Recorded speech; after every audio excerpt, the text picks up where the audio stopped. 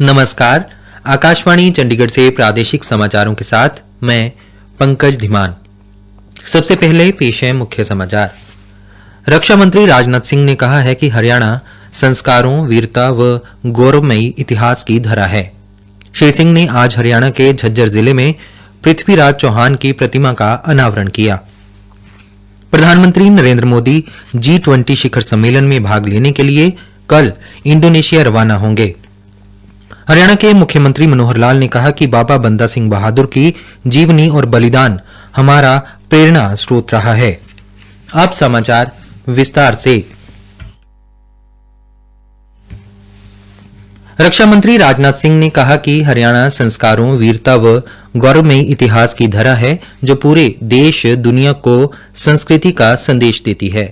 ऐसी वीर भूमि को वे सलाम करते हैं जो त्याग की प्रेरणा व शौर्य के बलिदान का प्रतीक है।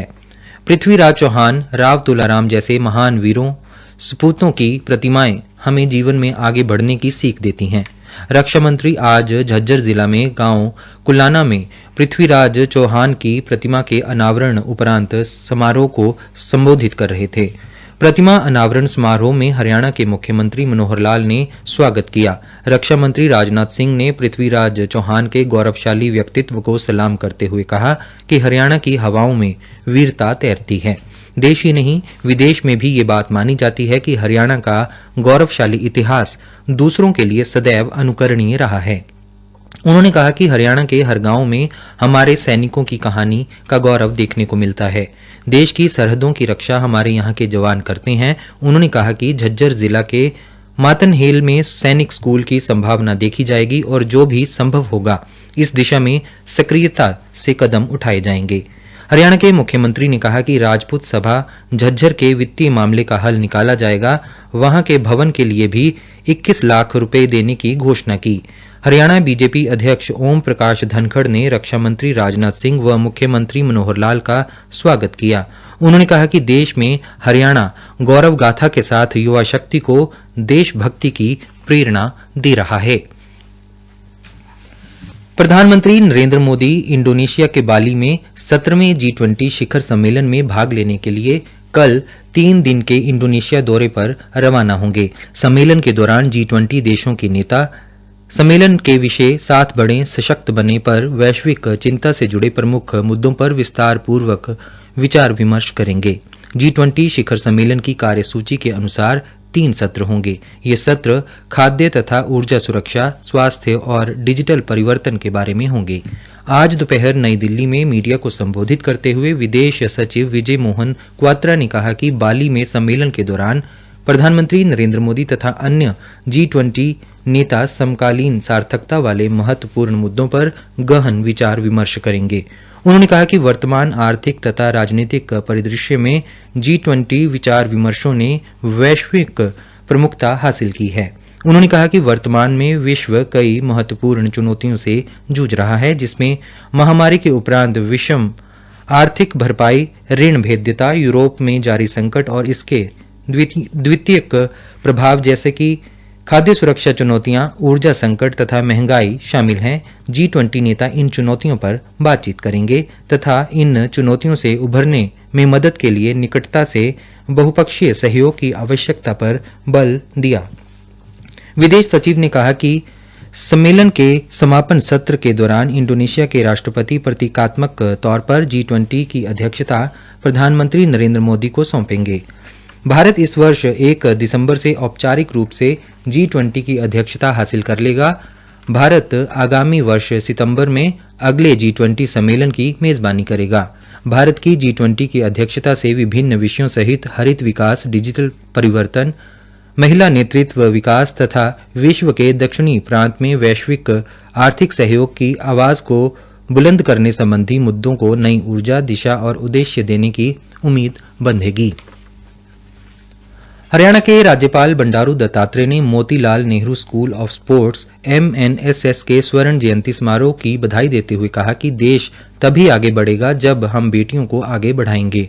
राज्यपाल बंडारू दत्तात्रेय ने इस समारोह का शुभारंभ कर उपस्थित व्यक्तियों को संबोधित करते हुए कहा कि हरियाणा देश का नंबर 1 राज्य है। इसी तरह MNSS राई को भी देश का नंबर 1 विद्यालय बनाना है। राज्यपाल ने कहा कि अपने 50 साल के कार्यकाल में विद्यालय ने नई बुलंदियों को छुआ है। यहाँ के विद्यार्थियों ने भारतीय सेना, खेलों व अन्य क्षेत्रों में अनेक उपलब्धियां हासिल कर न केवल स्कूल व प्रदेश अपितु देश का नाम रोशन किया है।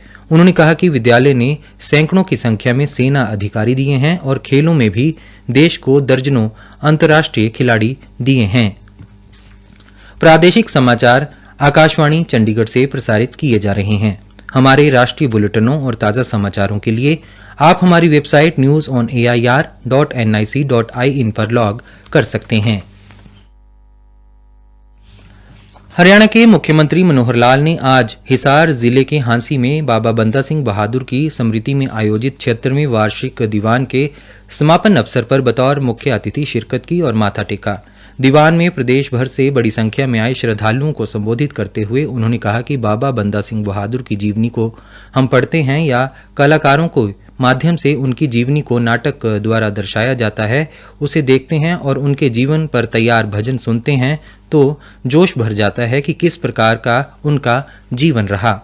बाबा बंदा सिंह बहादुर ने अपनी संस्कृति को आगे बढ़ाने के लिए मुगलों के खिलाफ लड़ाइयां लड़कर देश में गुलामी को खत्म करके आज़ादी का परचम लहराने में सहयोग दिया। बाबा बंदा सिंह बहादुर ने गुरु पुत्रों की शहादत का बदला भी लिया और अपनी शहादत भी दी। यहाँ तक कि अपने पुत्र का भी उन्होंने बलिदान दिया। यह वास्तव में प्रेरणादायक है।